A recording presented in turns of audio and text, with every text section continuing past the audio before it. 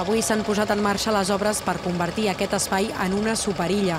Jo no crec en el projecte de superilla que planteja la senyora Colau. Anar contra el cotxe crec que no té sentit.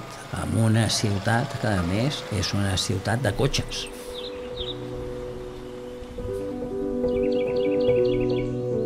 Me costó creérmelo, ¿no? Que decidieran quitar tráfico, poner bancos, sillas. La ciutat és més viscuda per les persones. Alguns negocis veuen la conversió en zona de vianants com una oportunitat. Home, és que hem passat d'un lloc ple de cotxes a un lloc ple de vida.